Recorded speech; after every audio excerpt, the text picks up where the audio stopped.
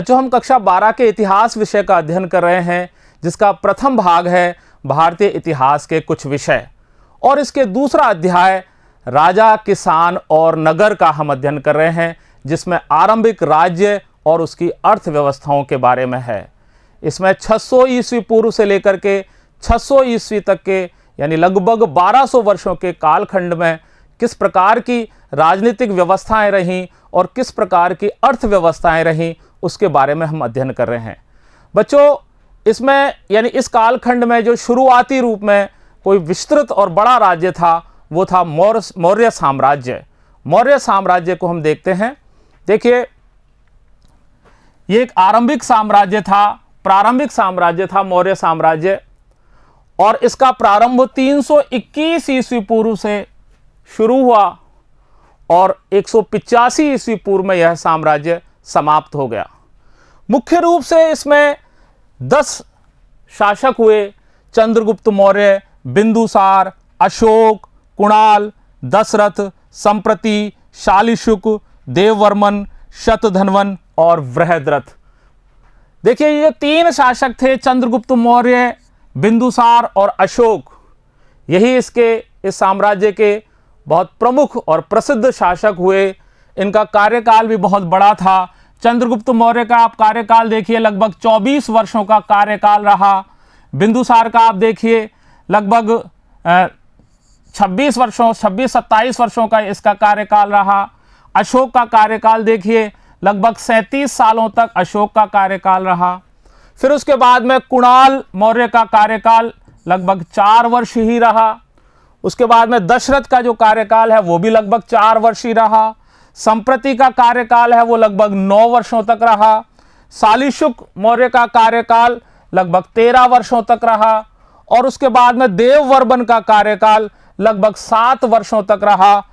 शतधन्वन का कार्यकाल लगभग 8 वर्षों तक रहा, और वृहद्रथ मौर्य का कार्यकाल 2 वर्ष तक रहा। इस प्रकार से हम देखते हैं कि जो मौर्य वंश है उसका कुल कार्यकाल 137 वर्षों तक चला, जिसमें से प्रमुख रूप से इन 3 शासकों का कार्यकाल ही रहा। वृहद्रथ मौर्य इस मौर्य साम्राज्य का अंतिम शासक था, और जैसा कि मैंने आपको कल बताया था कि पुष्यमित्र शुंग ने उसका वध करके, उसको मार करके मौर्य साम्राज्य का समापन कर दिया था। मगध के विकास के साथ साथ मौर्य साम्राज्य का भी उदय हुआ। जैसे जैसे मगध, जो कि एक बहुत बड़ा महाजनपद था, 16 महाजनपदों में सबसे विस्तृत और बड़ा महाजनपद मगध था, जैसे जैसे उसका विस्तार हुआ वैसे वैसे ही मौर्य साम्राज्य का उदय हुआ। मगध के विकास के साथ साथ ही मौर्य साम्राज्य का उदय हुआ। और जो चंद्रगुप्त मौर्य थे, जिन्होंने इस मौर्य साम्राज्य की स्थापना की थी 321 ईस्वी पूर्व में, पश्चिमोत्तर सीमा से लेकर के, यानी कि जो वर्तमान में अफगानिस्तान का वाला जो हिस्सा है और पाकिस्तान के बलूचिस्तान वाला जो हिस्सा है, वहां तक मौर्य साम्राज्य फैला हुआ था। मौर्य साम्राज्य के संस्थापक चंद्रगुप्त मौर्य थे, जिन्होंने 321 ईस्वी पूर्व में शासन पश्चिमोत्तर में अफगानिस्तान और फिर बलूचिस्तान तक फैला दिया था।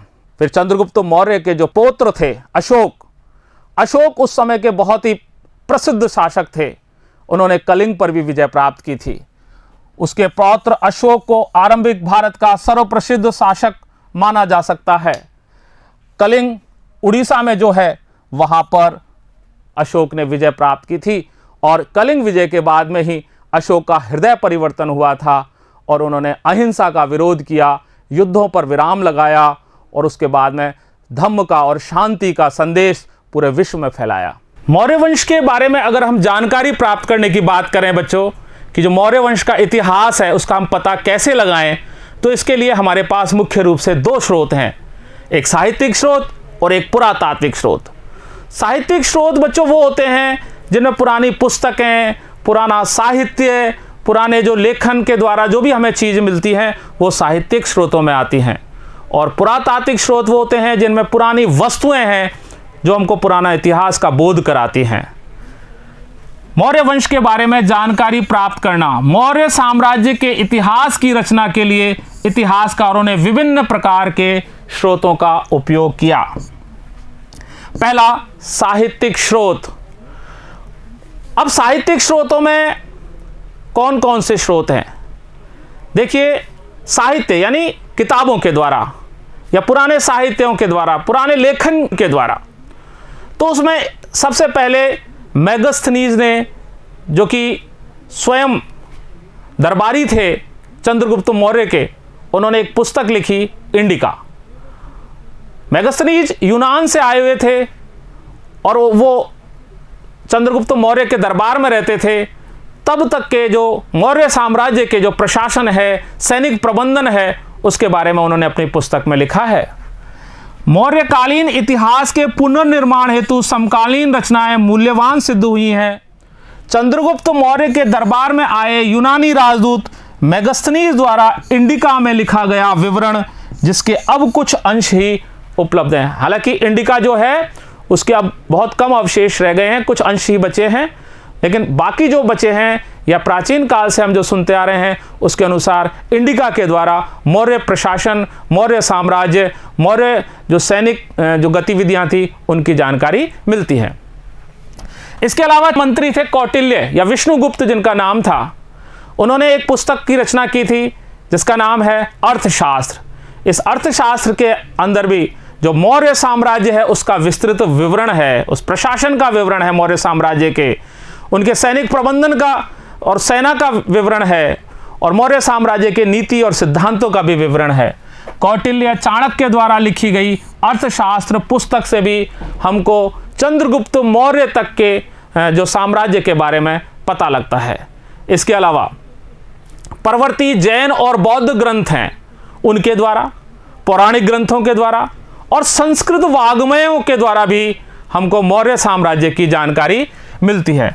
मौर्य शासकों का उल्लेख परवर्ती जैन, बौद्ध और पौराणिक ग्रंथों में, यानी जैन ग्रंथों में और जो बौद्ध ग्रंथ थे उनके अंदर, जो पौराणिक ग्रंथ थे, हमारे जो पुराण हैं, उनके अंदर भी मौर्य साम्राज्य के बारे में लिखा, और जो हमारा संस्कृत वाग्मय है, संस्कृत साहित्य है, उसमें भी मौर्य साम्राज्य के बारे में लिखा हुआ है, जिससे हमें मौर्य साम्राज्य की जानकारी मिलती है।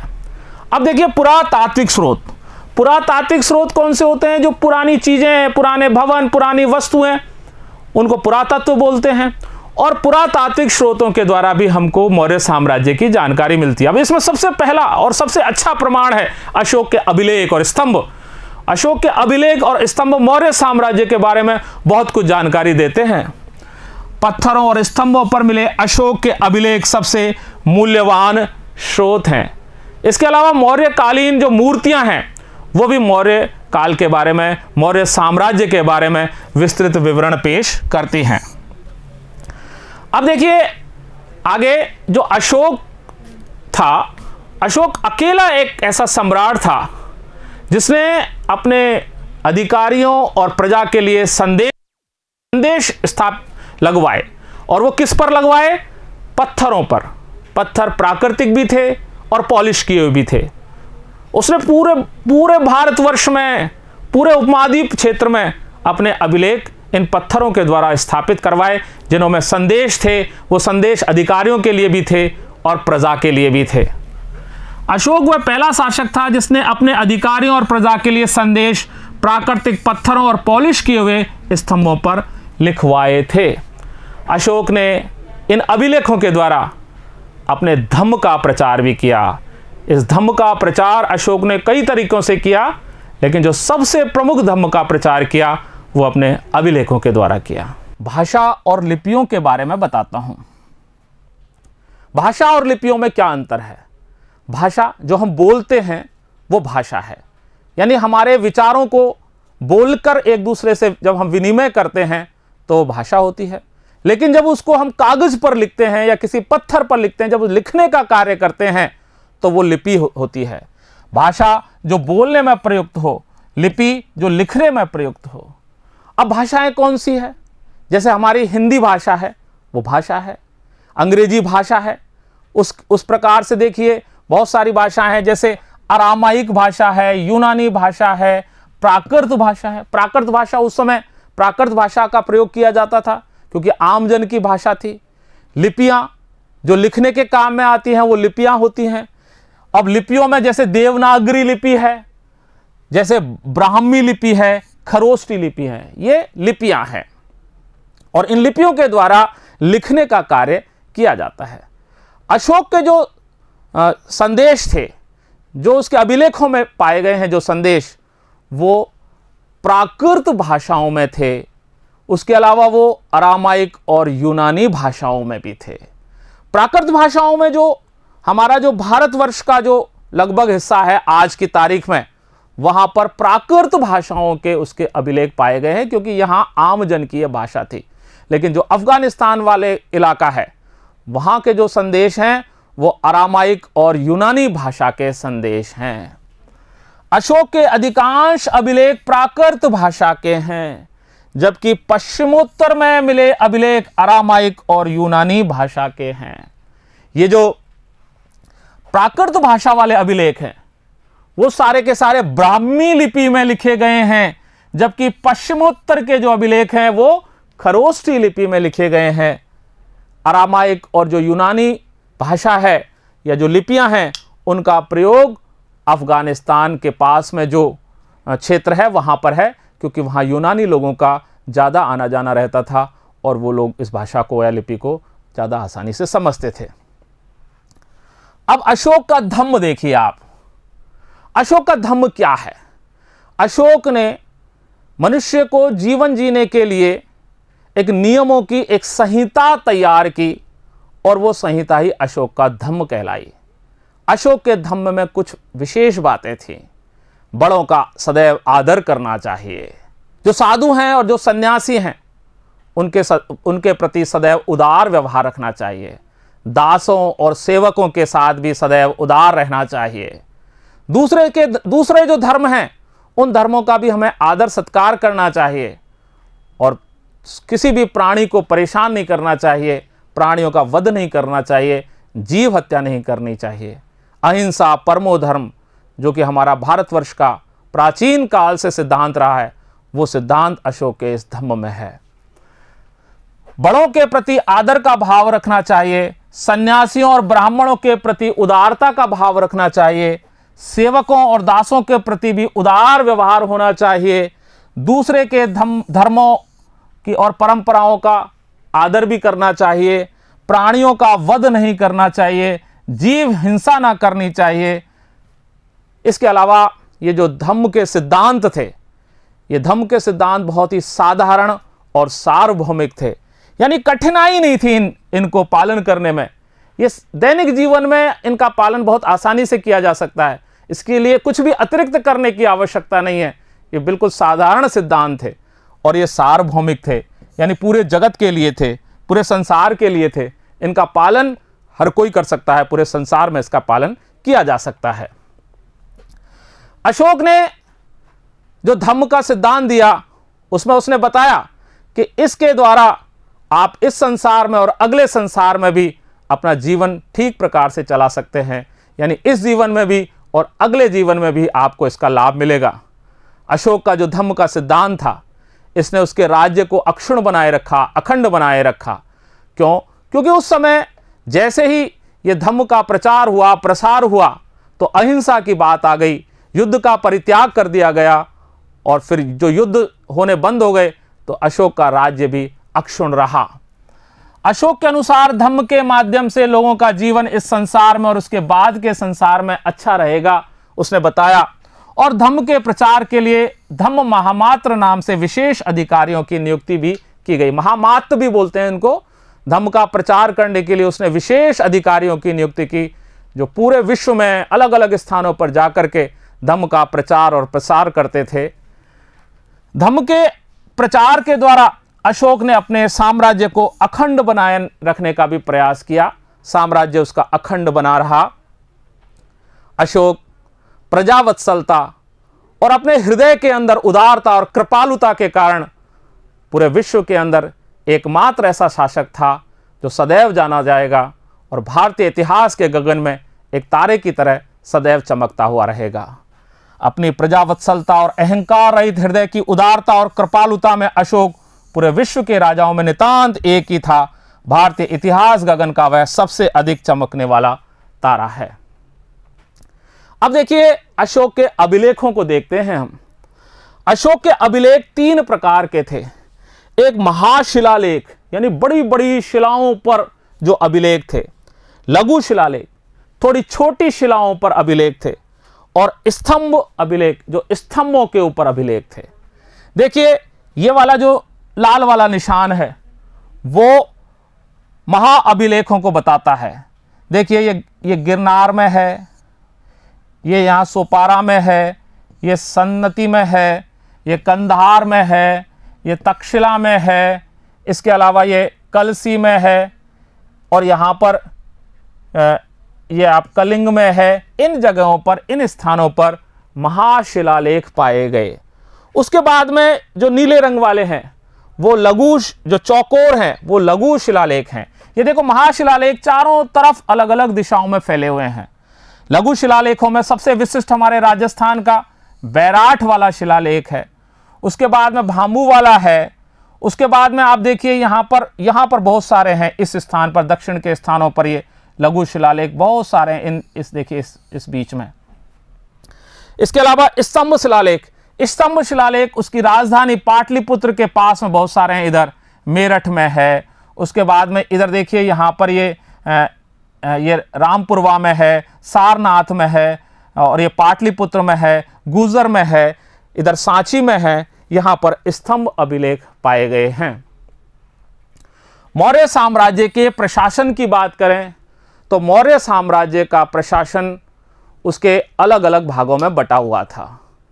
5 मुख्य प्रशासन के केंद्र थे। सबसे प्रथम मौर्य साम्राज्य की राजधानी पाटलिपुत्र, और उसके अलावा 4 अन्य राज्य भी थे। 4 अन्य राज्यों की बात करें तो देखो तक्षशिला जो कि वर्तमान में पाकिस्तान में है, वो एक प्रांत था। उसके बाद में आप आइए उज्जैनी जो कि वर्तमान में मध्य प्रदेश में है, वो एक दूसरा प्रांत था। फिर दक्षिण में चलिए सुवर्णगिरी जो कि वर्तमान में कर्नाटक में है, वो तीसरा प्रांत था। और तौसाली जो कि उड़ीसा में है, वो एक चौथा प्रांत था।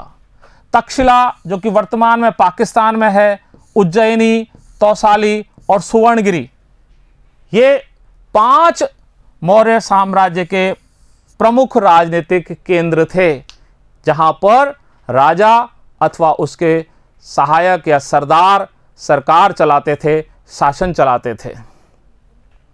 इन सब का उल्लेख अशोक के अभिलेखों में मिलता है। ये जो 5 प्रांत हैं, ये 5 प्रांतों के बारे में अशोक के अभिलेखों में इसके बारे में लिखा हुआ है। और ये अशोक की जो विचारधारा है या अशोक के जो अभिलेख हैं, वो आप देखिए कि वो पश्चिमोत्तर सीमांत प्रांत से लेकर के और आंध्र प्रदेश तक, उधर उड़ीसा और उधर उत्तराखंड, हर स्थान पर उसके संदेश अभिलेखों में उत्कीर्ण है।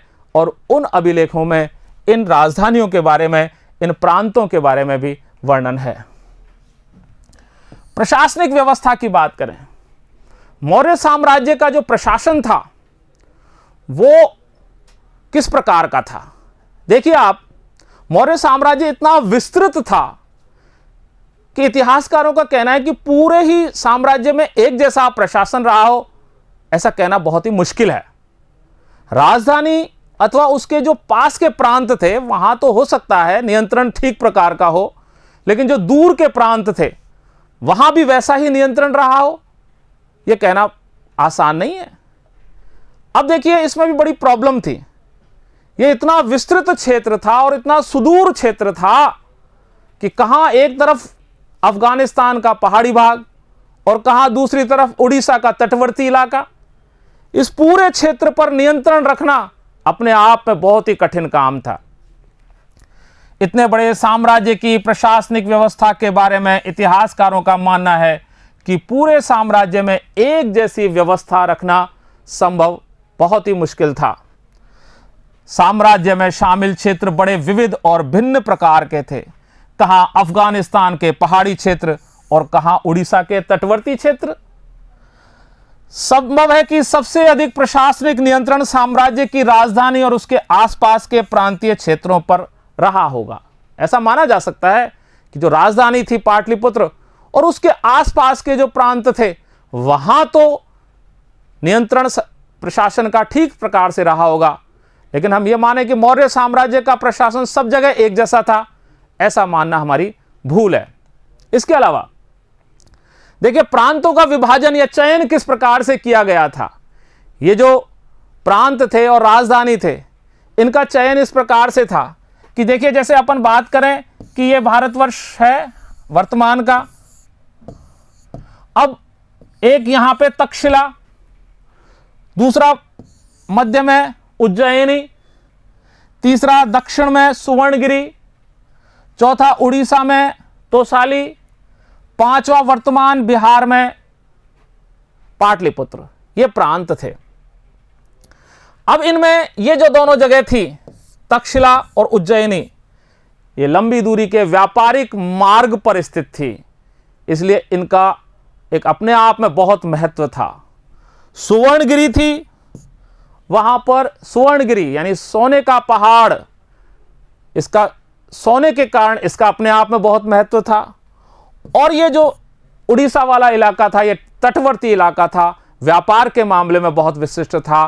पाटलिपुत्र की विशेषता हम पहले ही देख चुके हैं कि बहुत ही उपजाऊ, वनों वाला, नदी के मार्गों वाला ऐसा विशेष स्थान था। सम्राट के अधिकारियों के कार्य, मौर्य साम्राज्य के अधिकारी क्या करते थे, यह मेगस्थनीज की पुस्तक इंडिका में इसके बारे में विशेष और विस्तृत विवरण है। कुछ अधिकारी सम्राट के वो नदियों की देखभाल का काम करते थे और जमीनों के मापन का काम करते थे, जैसा मिस्र में भी होता था। दूसरे कुछ अधिकारी ऐसे थे जो नहरों से जो निकलने वाला पानी था उपनहरों के द्वारा जाता था, तो उसके मुखद्वार पर देखभाल रखते थे कि कहीं पानी किसी को ज़्यादा किसी को कम तो नहीं जा रहा है, सबको समान पानी जा रहा है। तीसरे प्रकार के अधिकारी वो थे जो शिकारियों का संचालन करते थे और उनको उनके कार्य के अनुसार इनाम और दंड दोनों देते थे। चौथे प्रकार के अधिकारी वो थे जो कर वसूलने का कार्य करते थे और भूमि से संबंधित अन्य कार्यों का निरीक्षण का काम भी करते थे। पांचवें प्रकार के अधिकारी भी थे। वो अधिकारी क्या करते थे, वो जो लकड़हारे थे, जो लुहार थे, जो बढ़ई थे और जो खानों में काम करने वाले थे, उन सब के कार्यों का निरीक्षण करते थे। मेगस्थनीज के विवरण का एक अंश है जिसमें सम्राट के अधिकारियों के कार्यों के बारे में बताया गया है। सम्राट के कुछ अधिकारी नदियों की देखरेख और भूमि मापन का काम करते थे, यानी वो नदियों की क्या व्यवस्था है, उनके पानी की क्या व्यवस्था है, उसकी देखरेख का काम करते थे। उसके अलावा भूमि मापन का काम भी करते थे और वैसा ही उस समय मिस्र में भी होता था। इसके अलावा कुछ दूसरे अधिकारी थे जो नहरों से उपनहरों के लिए छोड़े जाने वाले पानी के मुखद्वार का निरीक्षण करते थे। जैसे ये नहर जा रही है और इससे विभिन्न स्थानों पर अलग अलग गांवों के लिए उपनहरों से पानी जा रहा है, तो यहां से जो पानी छोड़ा जाता था वो समान मात्रा में छोड़ा जाता है, इस बात का निरीक्षण करते थे, कहीं पर ज्यादा पानी नहीं चला जाए, समान पानी की, समान जल की पूर्ति हो। कुछ अधिकारी शिकारियों का संचालन करते थे और शिकारियों के कृत्यों के आधार पर उन्हें इनाम या दंड देते थे। यानी ऐसा तो नहीं है कि कोई शिकारी गलत काम कर रहा है उसको दंड दिया जाए, और कोई शिकारी अगर ठीक काम कर रहा है तो उसको वो इनाम भी देते थे। कुछ अधिकारी कर वसूली का काम करते थे और भूमि से जुड़े सभी व्यवसायों का निरीक्षण करते थे, यानी वो टैक्स लेते थे और भूमि से जुड़े हुए क्या क्या काम चल रहे हैं, जमीनों के, आवासों के, उन सब कामों का वो निरीक्षण का कार्य भी करते थे। कुछ अधिकारी ऐसे थे जो लकड़हारों, बढ़ई, लोहारों और खननकर्ताओं का भी निरीक्षण करते थे। इस प्रकार से हम देखते हैं कि जो उनके अधिकारी थे, मौर्य साम्राज्य के जो अधिकारी थे, उनके निम्न प्रकार से कार्य थे। अब देखिए एक विशेष बात कि प्रांतों और राजधानी के बीच में बहुत दूरी थी। कहां पाटलिपुत्र, कहां तक्षशिला, कहां सुवर्णगिरी, इनकी दूरियां बहुत अधिक थी और राजधानी से उन प्रांतों तक जाने में और वापस आने में बहुत कई सप्ताह और महीने लगते थे। तो इसके लिए वो भूमार्ग का और जल मार्ग का दोनों का उपयोग करते थे और आवागमन के लिए दोनों के साधनों का प्रयोग करते थे। साम्राज्य के संचालन के लिए भूमियों और नदियों दोनों मार्गों के आवागमन बना रहना अत्यंत आवश्यक था, उसमें कोई रोक ना हो बीच में। राजधानी से प्रांतों तक जाने में कई सप्ताह या महीनों का समय लगता था होगा, अतः यात्रियों के खान पान और सुरक्षा की व्यवस्था भी करनी पड़ती होगी। अब वो जब राजधानी से प्रांतों तक आने और जाने का काम था, वो बहुत लंबे समय का काम था। व्यापारी भी जाते थे उसमें, अन्य लोग भी जाते थे, तो उसमें बहुत समय लगता था। इसलिए रास्ते में उनकी सुरक्षा का और उनके खान पान का व्यवस्था करना भी बहुत आवश्यक था। अब ये काम कौन करे? तो ऐसा लगता है कि जो सैनिक हैं या सेना के द्वारा ये सुरक्षा का और खान पान का काम किया जाता होगा। यह स्पष्ट प्रतीत होता है कि सेना सुरक्षा का एक प्रमुख माध्यम रही होगी इन यात्रियों के आवागमन के लिए। अब देखिए, सैनिक गतिविधियों की बात करें। सैनिक गतिविधियां ये भी मेगास्थनीज के इंडिका पुस्तक के द्वारा पता लगती हैं। अब सैनिक गतिविधियों में सम्राट ने एक समिति और 6 उपसमितियां बना रखी थी। समिति उपसमितियों के कार्यों का निरीक्षण करती थी और उनको वो किस प्रकार से कार्य करने हैं उनके दायित्वों को भी बताती थी। उपसमितियां 6 थी। पहली जो उपसमिति थी वो नौसेना का संचालन करती थी। पहली उपसमिति नौसेना का संचालन करती थी। दूसरी उपसमिति वो यातायात के साधनों की व्यवस्था करती थी और खान पान की भी व्यवस्था करती थी। दूसरी उपसमिति यातायात व खान पान का संचालन करती थी। तीसरी उपसमिति वो पैदल सैनिकों के संचालन का काम करती थी। तीसरी उपसमिति पैदल सैनिकों के संचालन का काम करती थी। और जो चौथी उपसमिति थी वो अश्वारोहियों के संचालन का काम करती थी, यानी घोड़ों पर बैठ करके जो सैनिक जाते थे उनके संचालन का काम करती थी, अश्वारोहियों का संचालन करती थी। और जो 5वीं उपसमिति थी वो रथ में जाने वाले जो सैनिक थे, रथरोहियों, उनका संचालन करती थी। और जो 6ठी उपसमिति थी वो हाथियों का संचालन करती थी। हाथियों पर जो सैनिक जाते थे उनके संचालन का काम 6ठी उपसमिति के पास में था। लेकिन इसमें से जो दूसरी वाली उपसमिति थी उसके अन्य कार्य भी थे, उसके अन्य दायित्व भी थे और वो भी बहुत महत्वपूर्ण थे। पहला दायित्व उसका यह भी था कि जो सेना के उपकरण थे, जो सामान थे और जो खान पान का सामान था, उसको एक स्थान से दूसरे स्थान पर ले जाने के लिए जो भी यातायात के साधनों की आवश्यकता थी, जैसे बैलगाड़ी वगैरह की, उसकी वो व्यवस्था का काम करते थे। दूसरी उपसमिति के दायित्व विभिन्न प्रकार के थे। उपकरणों को ढोने के लिए बैलगाड़ियों की व्यवस्था करने का काम भी करती थी। उसके अलावा वो सेना के लिए, जो सैनिक थे उनके लिए भोजनों की व्यवस्था करती थी और उनके जानवरों के लिए चारे की व्यवस्था भी करती थी। सैनिकों के लिए भोजन और जानवरों के लिए चारे की व्यवस्था भी करती थी। और सैनिकों की देखभाल के लिए वो सेवकों की व्यवस्था करती थी, शिल्पकारों की व्यवस्था करती थी, दासों की व्यवस्था करती थी। सैनिकों की देखभाल के लिए सेवकों और शिल्पकारों की वो व्यवस्था करती थी। ये जो अर्थशास्त्र है, चाणक्य का लिखा हुआ ग्रंथ, उस अर्थशास्त्र में हमको सैनिक और प्रशासनिक संगठन का विस्तृत विवरण मिलता है कि सेना के क्या कार्य थे। सेना में 6 उपसमितियां थीं, एक समिति थी, उन 6 उपसमितियों के क्या कार्य थे और जो जैसा कि हमने पहले देखा प्रशासनिक व्यवस्था, उन सब का विस्तृत विवरण इसमें है।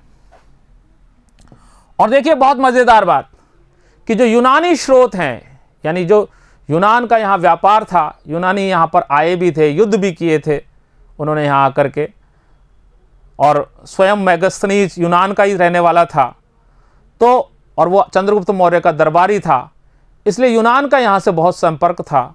यूनानी इतिहासकारों ने जो मौर्यों की सेना के बारे में बताया है कि उसमें लगभग 6 लाख पैदल सैनिक थे, 30,000 घुड़सवार थे और 9,000 हाथी थे।